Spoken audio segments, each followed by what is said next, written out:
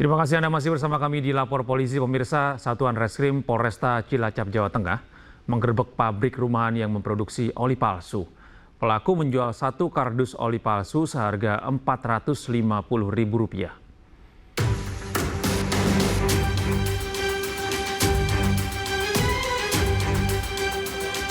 Satreskrim Polresta Cilacap, Jawa Tengah menggerebek rumah di wilayah Pesugihan dan menemukan ratusan botol oli palsu yang terbungkus dalam kardus, serta bak penampungan oli bekas. Polisi juga mengamankan pemilik serta pembuat oli palsu Bambang Priyono ke Polresta Cilacap beserta barang bukti. Dari hasil pemeriksaan polisi, produksi oli palsu ini telah berlangsung selama 8 bulan. Pelaku mengumpulkan oli bekas kemudian ditambahkan dengan parafin serta zat kimia tertentu. Selanjutnya, oli palsu ini dikemas hingga nyaris sempurna seperti oli kemasan asli. Pelaku telah memproduksi 30.000 botol oli palsu yang dikirim ke pengepul dan dijual ke Cirebon. Satu kardus berisi 24 botol oli palsu dijual dengan harga Rp450.000.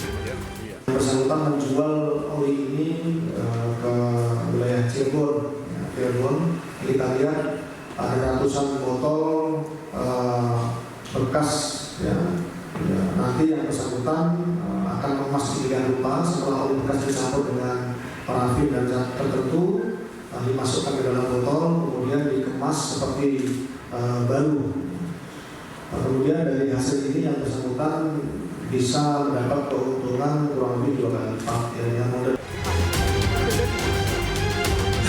Kini pelaku mendekam di tahanan Mapolresta Cilacap dan dijerat dengan Undang-Undang Perindustrian dan Undang-Undang Perlindungan Konsumen dengan ancaman 5 tahun penjara atau denda Rp2 miliar.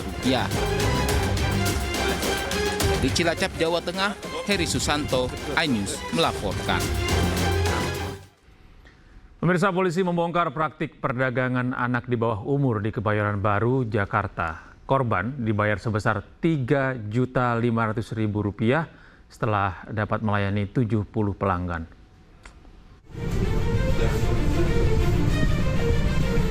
Terus saja dulu. 4 orang pelaku yang diamankan memiliki peran masing-masing, yakni RA alias A dan MRC alias B, berperan sebagai admin yang menawarkan korban di aplikasi micet.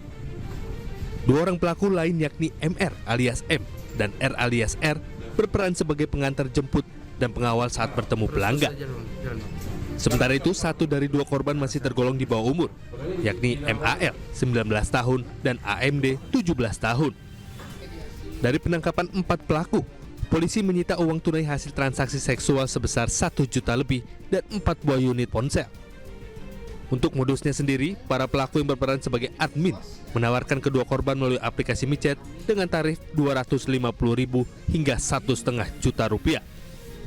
Kedua korban akan mendapatkan bayaran sebesar Rp3,5 juta setelah melayani 70 pria hidung belang oleh sang mucikari yang saat ini masih dalam pengejaran petugas. Ada 4 orang, 2 tersangka berperan sebagai admin, yaitu RA alias A dan MRC alias B. Kemudian 2 tersangka lainnya yaitu berperan sebagai pengantar atau pengawal, itu MR alias M dan R alias R. Untuk korban sendiri ada 2 orang, yang satu berusia AMD berusia 17 tahun dan MAL berusia 19 tahun. Sebagai Ngejagain, ngawal ya, ngawal dan ngejagain. Berapa lama setiap kali dia open BO? Maksudnya berapa lama? Berapa lama di kamar? Kamu ketok kan katanya diketok ya? Berapa lama? 10 sampai 20 menit. 10 sampai 20 menit. Satu hari dia bisa melakukan berapa tahun? Kali 20. Untuk mempertanggungjawabkan perbuatannya, keempat pelaku terancam pidana di atas 5 tahun penjara. Dari Jakarta Selatan, dan Helmi Sanjangbati, iNews melaporkan.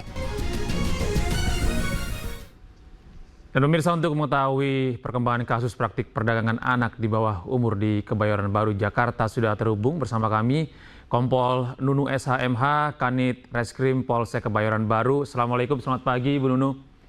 Selamat pagi Mas. Ya, Ibu Nunu. Ya, bisa diceritakan Bu bagaimana kronologi sehingga kasus perdagangan orang ini akhirnya bisa terkuak begitu Bu? Jadi bermula kami mendapatkan informasi bahwa adanya dugaan tindak pidana prostitusi. Ya. Kemudian dari Polsek Metro Kebayoran Baru, unit reskrim melaksanakan serangkaian proses penyelidikan dan penyidikan. Dari proses penyelidikan dan penyidikan, kami saat ini telah mengamankan 4 orang tersangka. Iya. Siap. Ibu Nunu, ini praktik perdagangan orang ini dari informasi yang sudah Ibu himpun, sudah berapa lama ini dijalankan oleh para pelaku, Bu? Kalau untuk pelakunya ini sudah cukup lama, cuman kami kan baru memintai keterangan dari korban. Sedangkan dari korban sendiri yang sudah kita mintai keterangan itu dari bulan Oktober sampai dengan Januari kemarin tanggal 3 terakhir, Mas. Nah ini dalam melakukan kegiatannya ini modus operandinya seperti apa, Bu? Modus operandinya jadi korban ditawarkan dengan cara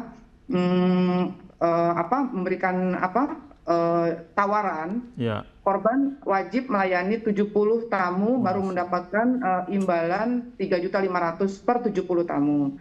Jadi pada saat tanggal 3 kemarin itu korban masih menjalankan prakteknya. Untuk korban AMD itu dia sudah melaksanakan 3 kali gajian, artinya 70 tamu dengan imbalan 3.500.000, dan selanjutnya untuk korban AMD masih juga melaksanakan prakteknya itu untuk 200 orang. Jadi paket 200 orang baru akan dibayar 10 juta rupiah gitu, Mas. Belum terlaksana 200 orang. Kemarin sudah kita tangkap. Ibu, kalau dari penelusuran Ibu ini korbannya apakah cuma 2 orang ini? Apakah ada indikasi bahwa korban ini sebenarnya lebih banyak daripada ini, Bu? Untuk korban lebih banyak, namun yang bisa kita mintai keterangan saat ini hanya 2 orang. Ibu, kalau 2 orang korban ini, Bu, ini berasal dari Jakarta, apa orang luar daerah, Bu, yang memang sengaja didatangkan untuk kemudian dijadikan komoditas begitu, Bu, untuk melayani aksi asusila ini, Bu? Kebetulan untuk yang 2 orang ini berasal dari Jakarta, tepatnya di Jakarta Utara dan Jakarta Pusat. Hingga saat ini yang sudah diamankan berapa orang, Bu, dalam komplotan ini? 4 orang. 4 orang, Mas. 4 ya. orang. Dia punya peran sebagai admin micet, kemudian 2 orang lagi sebagai pengantar korban, kemudian yang sebagai pengingat juga, Jadi korban kan melayani tamu. Nah, tamu itu melayani hanya 30 menit per orang. Nah, 30 menit kalau sudah lewat itu diketok oleh si pelaku yang ini, kemudian didatangi oleh tamu yang lain berikutnya gitu. Iya, artinya aktivitas yang dilakukan ini lebih banyak menggunakan fasilitas online ya, Bu, ya? Betul, Mas. Betul ya. Bu, ini apa arahan Anda atau apa advice Anda terhadap para remaja ya? Ini kan melibatkan remaja sebagai korban. Ini apakah Anda punya pesan, Bu, buat anak-anak remaja saat ini, Bu, di tengah pergaulan yang saya rasa sudah sangat memprihatinkan ya, Bu, yang mengkhawatirkan buat orang tua terutama? Iya, kalau arahan saya sebagai orang tua, kita harus jangan percaya terhadap anak 100%. Jadi kita juga harus tahu kegiatan anak sehari-hari, kita harus kontrol anak kita ketika memang anak kita belum pulang, pada saatnya harus pulang, dia belum pulang, kita harus mengingatkan, bahkan mencari anak tersebut. Gitu. Jadi lebih peran orang tua dulu yang paling penting di sini. Iya, artinya orang tua itu harus punya kontrol dan membangun komunikasi yang baik dengan anak supaya kita bisa mengetahui apa aktivitas mereka dan mereka anak-anak bisa mempercayai kita sebagai orang tua untuk terus membangun komunikasi begitu ya, Bu, ya? Iya, betul sekali, Mas. Iya, baik, terima kasih Ibu Nunu atas informasinya dan terima kasih sudah bisa bergabung bersama kami di Lapor Polisi hari ini. Selamat pagi, Assalamualaikum Bu Nunu. Selamat beraktivitas. Ya, pemirsa, kita beralih ke informasi yang lain. Polisi berhasil mengungkap praktik prostitusi jaringan internasional dengan menawarkan korban PSK dari 129 negara melalui website. Sementara itu di Bali, sebanyak 15 korban tindak pidana perdagangan orang ditawarkan sebagai PSK.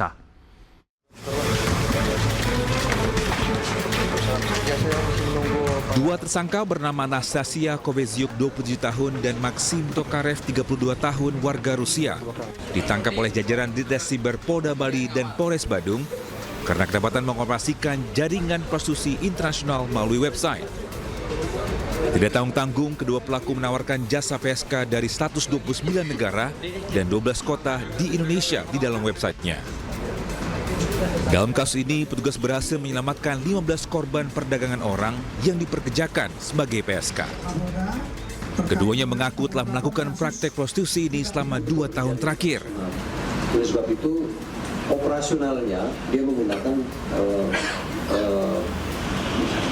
dunia maya, sehingga bisa diakses seluruh negara, seluruh orang, seluruh pelanggan, termasuk di Indonesia, tapi sebutkan ada 12 kota. Tersangka ini memiliki PSK sebanyak kurang lebih 15 orang. Jadi bisa dikatakan juga bahwa yang bersangkutan adalah para korban TPPO-nya. Ini ada 15 orang dan sekarang masih dalam proses penyelidikan lebih lanjut terkait dengan 15 orang tersebut.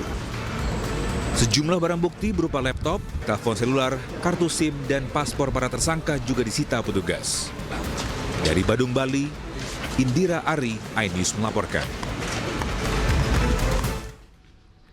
Beralih ke informasi lain, pemirsa, dari hasil olah tempat kejadian perkara, polisi menyebutkan penyebab rumah seorang anggota polisi yang meledak di Kabupaten Mojokerto, Jawa Timur akibat bahan petasan yang ditemukan di dalam kamar pemilik rumah.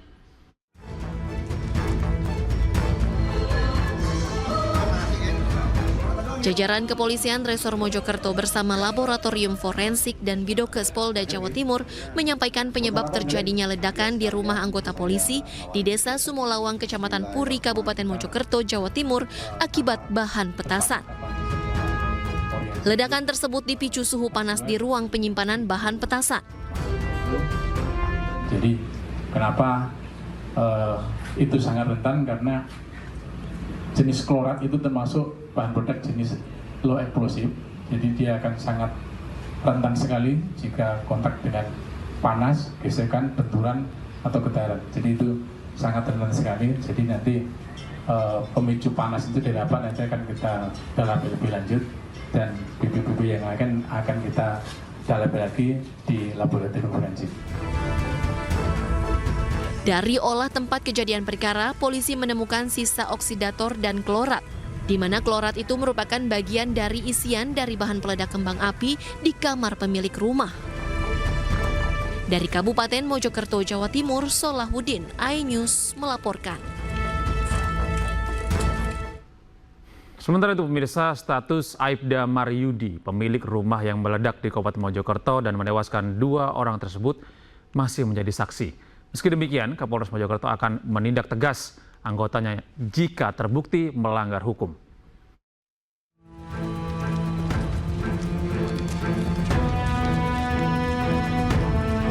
Aibda Maryudi, anggota Polsek Delanggu yang rumahnya meledak dan menewaskan 2 orang, telah dimintai keterangan oleh anggota Propam dan Ditreskrimum Polda Jawa Timur.